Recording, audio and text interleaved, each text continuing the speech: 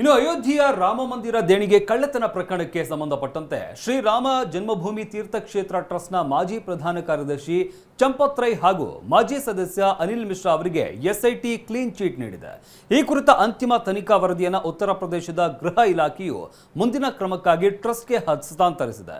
ದೇಣಿಗೆ ಅಕ್ರಮದ ಆರೋಪ ಕೇಳಿ ಬಂದ ಬೆನ್ನಲ್ಲೇ ಈ ಇಬ್ಬರು ನಾಯಕರು ತಮ್ಮ ಸ್ಥಾನಗಳಿಗೆ ರಾಜೀನಾಮೆ ನೀಡಿದ್ರು ಮತ್ತು ವಿಚಾರಣೆ ವೇಳೆ ಅಕ್ರಮದಲ್ಲಿ ತಮ್ಮ ಪಾತ್ರ ಇಲ್ಲ ಅಂತ ಚಂಪತ್ ರೈ ಸ್ಪಷ್ಟಪಡಿಸಿದರು.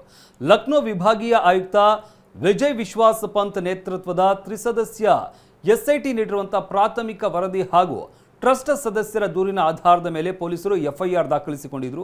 ಸದ್ಯ ಈ ಪ್ರಕರಣದಲ್ಲಿ ಶಾಮೀಲಾಗಿದ್ದ 8 ಮಂದಿ ಆರೋಪಿಗಳನ್ನು ಬಂಧಿಸಲಾಗಿದ್ದು, ಆರೋಪಿಗಳಾದ ಅನಕಲ್ಟ್ ಮಿಶ್ರಾ, ಲವ್ಕುಲ್ ಮಿಶ್ರಾ, ಅವಿನಾಶ್ ಶುಕ್ಲಾ, ಮನೀಶ್ ಯಾದವ್, ರಾಮಶಂಕರ್ ಮಿಶ್ರಾ, ಸುಭಾಷ್ ಶ್ರೀವಾತ್ಸವ್, ಕರುಣೇಶ್ ಮತ್ತು ರಾಮಶಂಕರ್ ಯಾದವ್ ಸೇರಿದಂತೆ ಒಟ್ಟು 8 ಆರೋಪಿಗಳ ವಿರುದ್ಧ ಭ್ರಷ್ಟಾಚಾರ ನಿಯಂತ್ರಣ ಕಾಯ್ದೆ ಹಾಗೂ ಭಾರತೀಯ ನ್ಯಾಯ ಸಂಹಿತೆ ಅಡಿಯಲ್ಲಿ ಪ್ರಕರಣ ದಾಖಲಿಸಿ ತನಿಖೆಯನ್ನು ಮುಂದುವರಿಸಲಾಗಿದೆ.